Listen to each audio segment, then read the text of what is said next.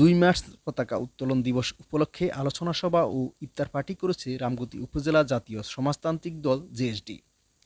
২ March সোমবার বিকেল ৫টায় উপজেলা সদর আলেকজান্ডার বাজারে জেএসডি কার্যালয়ে এই আয়োজন অনুষ্ঠিত হয়। উপজেলা জেএসডি সহসভাপতি আবুল হাসনাত চৌধুরী মেহেদীর সভাপতিত্বে অনুষ্ঠানটি সঞ্চালনা করেন স্বেচ্ছাসেবক পরিষদের আহ্বায়ক মোহাম্মদ আবদুল্লাহ আল নোমান। সকলে আসম আব্দুর রবের সেই ঐতিহাসিক সাহসের কথা, সেই ঐতিহাসিক কথা যে এরা উনি পতাকাতে কামান পাকিস্তানিদের হাজার হাজার কামানের সামনে দাঁড়িয়ে উনি যেইভাবে পতাকাটা উত্তোলন করে আমাদের একটা দিক নির্দেশনা দিয়েছে, আমাদের একটি বাংলাদেশ দিয়েছে। আমরা সেই বাংলাদেশে বসবাস করি, সেই প্রিয়তার হাতে আজকে আমাদের যে দল প্রতিষ্ঠিত হয় সেই দলেরই তো আমরা সৈনিক। প্রধান বক্তা হিসেবে বক্তব্য রাখেন উপজেলা জেএসডি সাধারণ সম্পাদক লোকমান হোসেন বাবলু।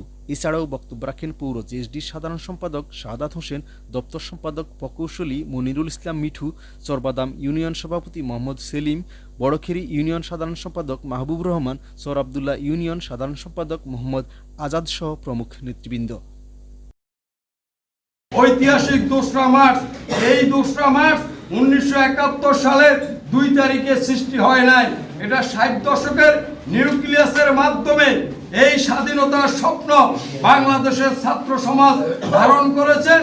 তাত্ত্বিক নেতা সিরাজুল আলম খান দেখেছে ঐতিহাসিক ২রা মার্চের মাধ্যমে এই দেশকে একটি স্বাধীন দেশ করতে হবে, পূর্ব পাকিস্তানকে একটি স্বাধীন রাষ্ট্র হিসেবে কায়েম করতে হবে।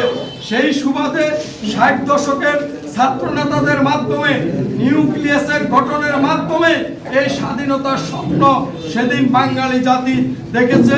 সেই বাঙালি জাতি স্বাধীনতার স্বপ্নকে রূপ ধারণ করেছে ১৯৭১ সালের ঐতিহাসিক ২রা মার্চের পতাকা উত্তোলনের মধ্য দিয়ে এদেশের স্বাধীনতার স্বপ্ন পূরণ হয়েছে। আলোচনা সভায় বক্তারা ১৯৭১ সালে ২ মার্চ ঢাকা বিশ্ববিদ্যালয় তৎকালীন ডাকসু ভিপি, সাবেক মন্ত্রী ও জেএসডি সভাপতি আসম আব্দুর রব স্বাধীন বাংলাদেশের প্রথম পতাকা উত্তোলনের প্রেক্ষাপট নিয়ে আলোচনা করেন। এ সময় তারা ২ মার্চ পতাকা দিবসকে জাতীয় স্বীকৃতি দেওয়ার জন্য বর্তমান সরকারের প্রতি উদাত্ত আহ্বান জানান। আলোচনা সভা শেষে গত ২৭ ফেব্রুয়ারি মৃত্যুবরণকারী উপজেলা জেএসডির সাংস্কৃতিক বিষয়ক সম্পাদক মরহুম মোহাম্মদ নাসিমের আত্মার মাগফিরাত কামনা করে বিশেষ দোয়া ও মুনাজাত করা হয়।